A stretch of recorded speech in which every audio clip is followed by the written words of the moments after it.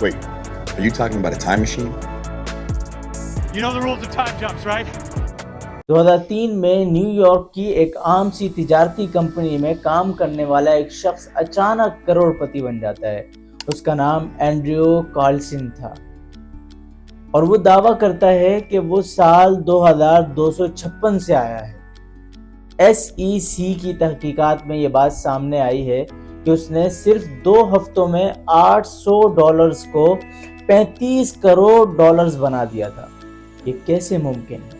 کیا واقعی وقت میں سفر کرنا ممکن ہے؟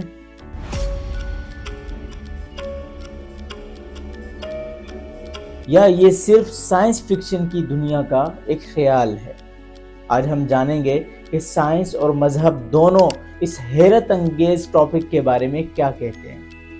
وقت کا تصور انسان کے لیے ہمیشہ سے ایک معمہ رہا ہے۔ ہم سب کو لگتا ہے کہ وقت ہمیشہ ایک ہی رفتار سے آگے بڑھتا ہے، لیکن حقیقت یہ ہے کہ وقت کی نوعیت اس سے کہیں زیادہ پیچیدہ ہے۔ قدیم فلسفیوں نے وقت کو ایک سیدھی لکیر کی طرح سمجھا تھا جو ماضی سے حال اور حال سے مستقبل کی طرف بڑھتی ہے، لیکن 20ویں صدی میں البرٹ آئنسٹائن نے اس تصور کو مکمل طور پر تبدیل کر کے رکھ دیا۔ آئنسٹائن کے نظریہ اضافیت نے دنیا کو بتایا کہ وقت اور جگہ دونوں آپس میں جڑے ہوئے ہیں۔ جب آپ کی رفتار بڑھتی ہے تو آپ کے لیے وقت سست ہو جاتا ہے۔ یہ صرف نظریہ نہیں بلکہ حقیقت ہے جو کئی تجربات سے ثابت ہو چکی ہے۔ خلائی مسافروں کے لیے وقت زمین پر رہنے والے لوگوں کے مقابلے میں کم تیزی سے گزرتا ہے۔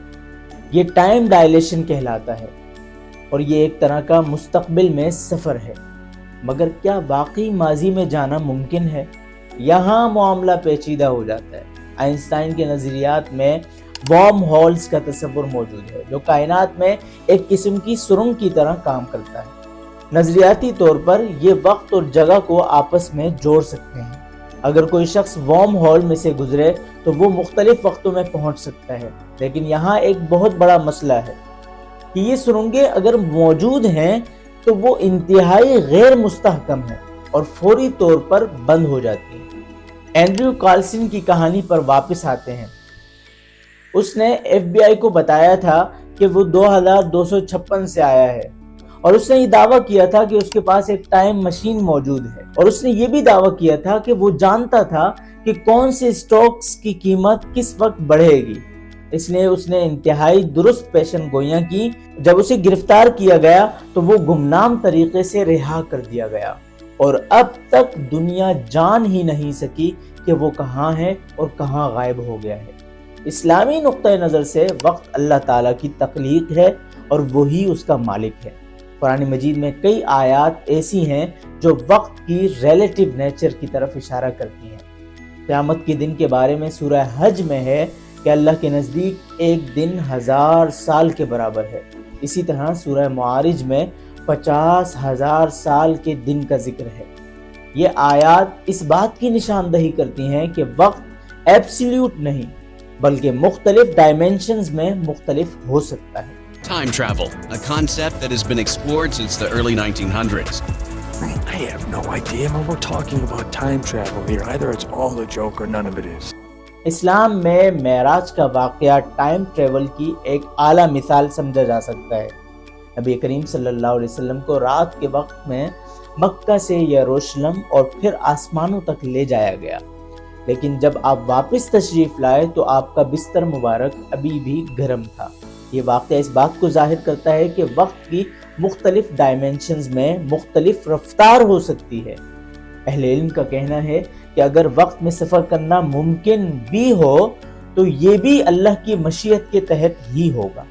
انسان اپنی محدود صلاحیات سے وقت کو کنٹرول نہیں کر سکتا۔ کچھ اہل علم کا خیال یہ ہے کہ فیوچر میں جانا ممکن ہو سکتا ہے کیونکہ یہ اللہ کی تقدیر کے مطابق ہے، لیکن ماضی میں جا کر تبدیلی کرنا شرعی طور پر مسائل پیدا کر سکتا ہے۔ سائنس کے نقطۂ نظر سے دیکھیں تو ٹائم ٹریول کے لیے تھیوریٹیکل پاسبلٹیز موجود ہیں۔ ٹیکیونس نامی پارٹیکل جو روشنی سے بھی زیادہ تیز رفتاری سے حرکت کرتے ہیں، اگر یہ واقعی موجود ہیں تو یہ وقت کو الٹ سکتے ہیں۔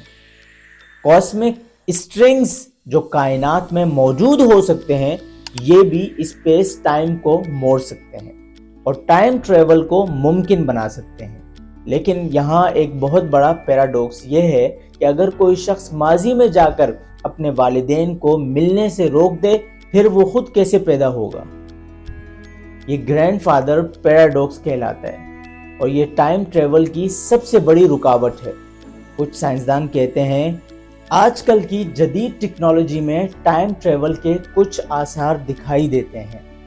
جی پی ایس سیٹلائٹس کو آئنسٹائن کے نظریات کے مطابق کیلیبریٹ کرنا پڑتا ہے کیونکہ انہیں ٹائم ڈائلیشن کا سامنا ہوتا ہے۔ CERN کی پارٹیکل ایکسیلریٹر میں پارٹیکلز کو لائٹ اسپیڈ کے قریب پہنچایا جاتا ہے جہاں وقت سلو ہو جاتا ہے، مگر حقیقی ٹائم مشین بنانا ابھی بھی انتہائی مشکل ترین کام ہے۔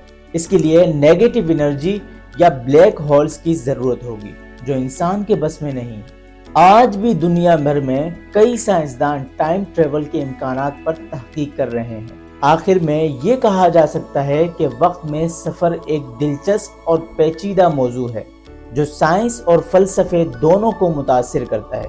اگرچہ تھیوریٹیکل طور پر یہ ممکن لگتا ہے لیکن پریکٹیکل اعتبار سے یہ انتہائی مشکل ہے۔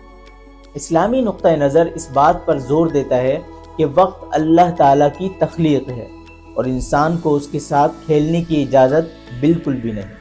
اینڈریو کارلسن جیسی کہانیاں خواہ حقیقی ہوں یا نہ ہوں وہ ہمیں یہ سوچنے پر مجبور کرتی ہیں کہ وقت کی حقیقت کیا ہے اور کیا ہم واقعی اس کے قیدی ہیں یا کبھی اس سے آزاد ہو سکتے ہیں۔ ایسی ہی مزید انفارمیٹیو اور ریسرچ بیسڈ ویڈیوز کے لیے ہمارے اس چینل کو سبسکرائب کیجیے۔ شکریہ، والسلام علیکم۔